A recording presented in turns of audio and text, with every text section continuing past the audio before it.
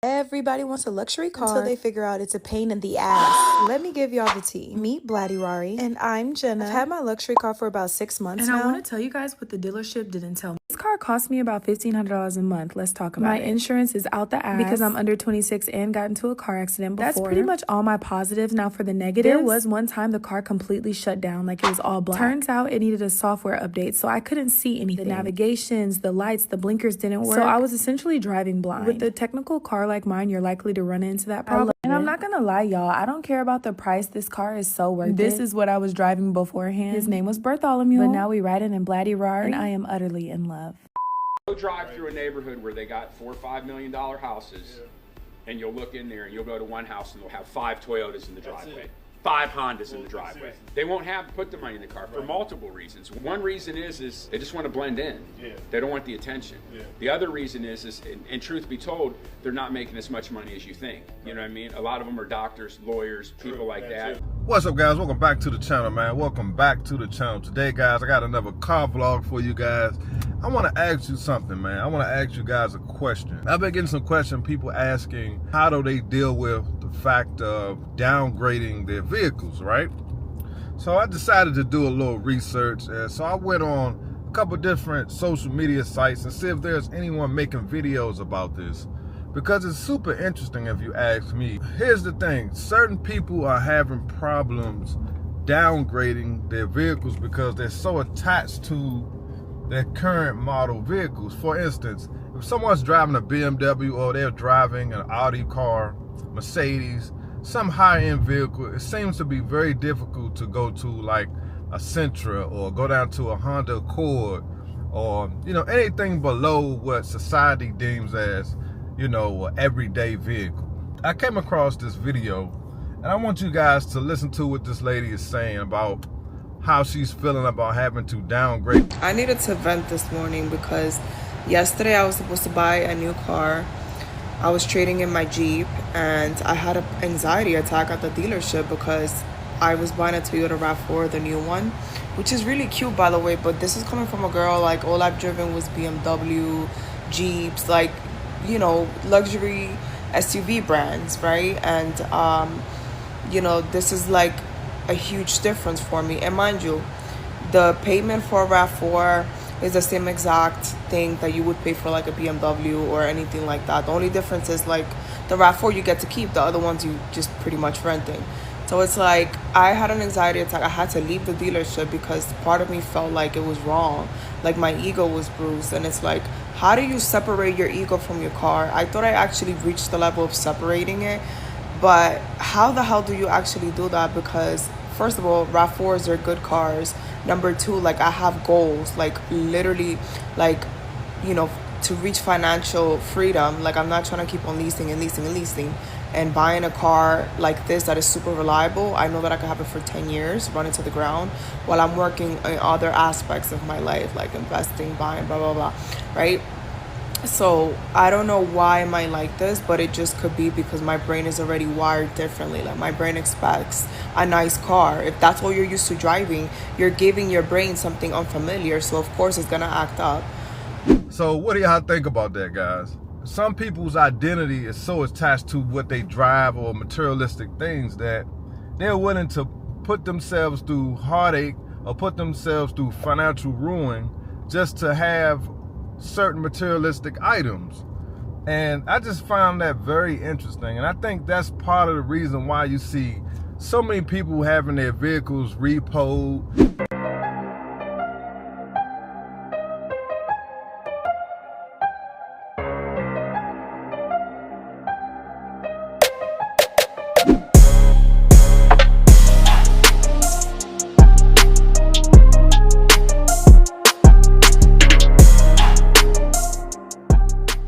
People out here doing all sorts of things to have, you know, high-end name brand clothing, cars, or whatever it may be. And I never thought about it as being some sort of mental illness. I mean, it's just a thought. And sometimes, guys, I like to just turn my camera on. If something's on my mind, I like to share it with you guys as if you were in the car with me and we were just having a normal conversation. I know some people may just skip through the video. But it's just, this is a serious conversation because, you know, you got people out here who are buying, you know, $800,000, $900,000 homes, paying $6,000 to $7,000 a month for mortgages, just to say they live in some big luxurious house when there's only 2 people. Y'all, guess what happened? So my mortgages went up. My mortgages went up to $2,500. They just ran my analysis, my escrow analysis, and I wasn't even gonna look at it. But someone told me, like, just look at it, because I already knew I was negative because of what? Because of fucking taxes. And because I have a shortage in my escrow. You have people paying $2,500 and $2,000 a month for a certain car because they don't want to be seen in anything else. I'm sorry, but if you went to the car dealership and you said, oh, this Kia Soul just, it's just beautiful. It's just what I'm looking for.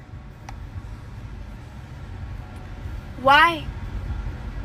Like, I actually want to know. Why the fuck did you think that hamster little doofus looking dweeb ass car was cute? Why was that the one for you? Why on earth? Like, I know there could have been something a little bit cuter. Should I say a little bit more just drivable without being embarrassed? There was something better. I think we gotta change our mindset, guys, when it comes to stuff like this, or you'll never be free. Like, you'll always feel like you're chasing. At some point, you have to be comfortable with just having what you can really afford, because at the end of the day, nobody really cares. And there's nothing wrong with wanting nice things. You know, as I ride through where I am right now, I see a lot of cars, expensive cars that are just sitting in the driveway. I mean, you think about it, a lot of times people are spending $2,000 and $3,000 a month on cars that are just sitting in the driveway. And I think that's just unnecessary. So, you know, when I came across this video, I was like, wow, I just never thought about, you know, the things that we put ourselves through just to have certain materialistic items. And I think as you get older, things like that change. Like, your mindset shifts and you realize just having a car in general is enough. It doesn't have to be the most talked about car on social media. Because trust me, there are people who wouldn't be caught dead driving around in a Ford Fiesta or a Ford Fusion. I mean, there are people that will look down on you because of the type of car you're driving. And I just think that's ridiculous.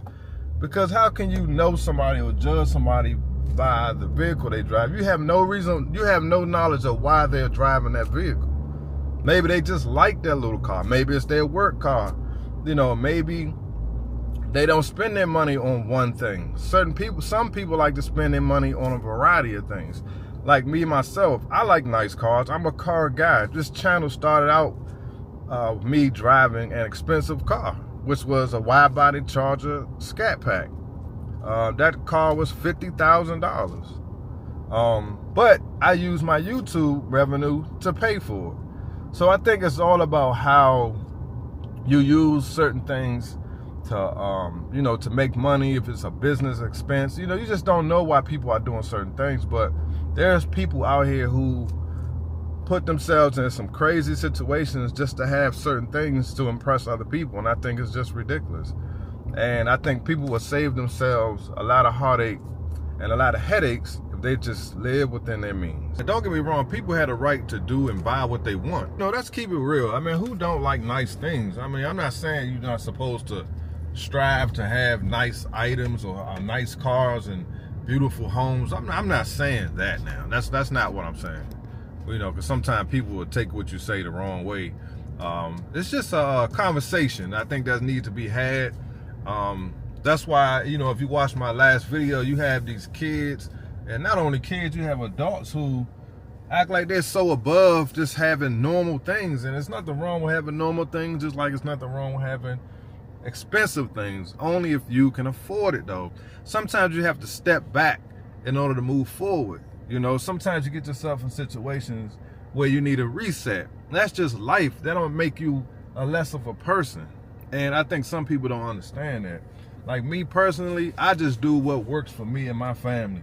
If I buy a high-end vehicle, 3 months later I realize it's not working for me, it's too expensive, I have no shame in trying to sell it and buying me something I can afford. Some people just can't do that. They have, their ego is so big, they can't, they can't sell something that they, been showing off, or they got everybody, thinking they're this rich person. They can't bring themselves to, to step back or stand down for a while. And sometimes you gotta do that. There's nothing wrong with that. Everybody just have to stay in their own lane, worry about what they're doing, move at their own pace. People want stuff right now. Everybody's looking for instant gratification. That's just not how life works.